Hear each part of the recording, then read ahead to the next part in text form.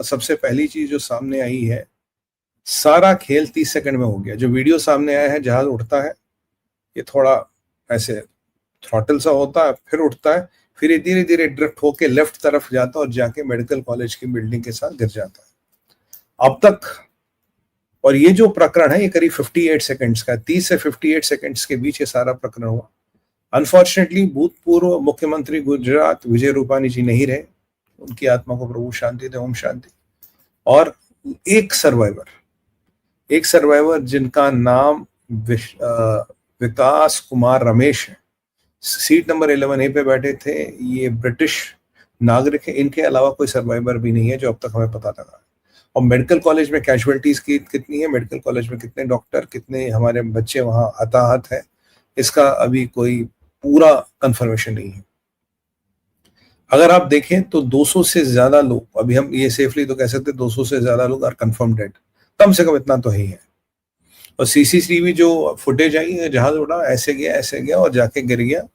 और इस दौरान जहाज को सेव करने के लिए कोई चीज नहीं की गई, कंप्लीट ब्लैकआउट हुआ। It was a complete digital blackout जो जहाज के साथ हो, कोई चीज नहीं की गई जहाज को बचाने के लिए।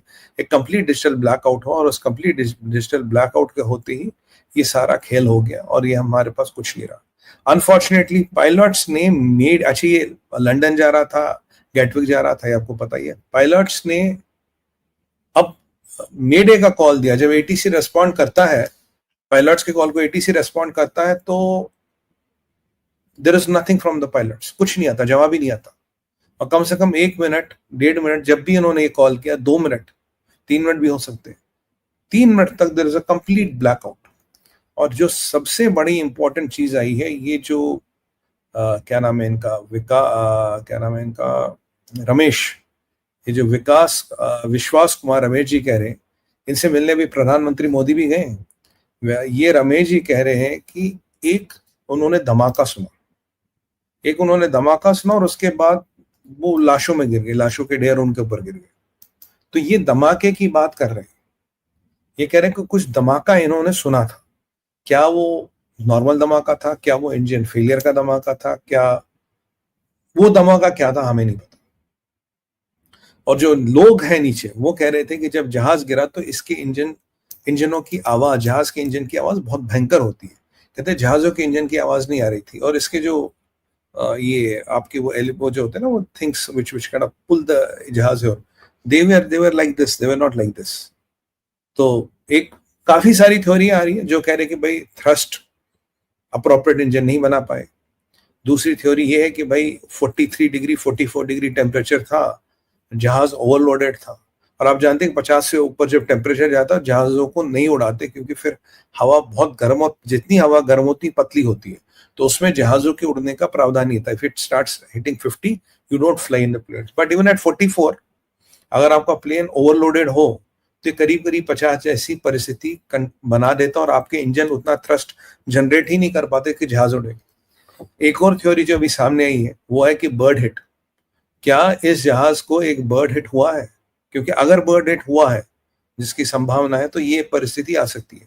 पर अगर बर्ड हिट भी हुआ तो लॉस ऑफ थ्रस्ट क्या कैसे एक्सप्लेन करोगे?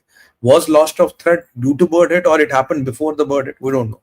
लॉस ऑफ थ्रस्ट का बड़ा इंपॉर्टेंट चीज है। और वेदर बिल्कुल क्लियर था, वेदर में कोई ऐसी चीज नहीं आई है कि वेदर में ये खराब था, ये थी, करंट नहीं थी, यहां था, होता। Weather was very clear.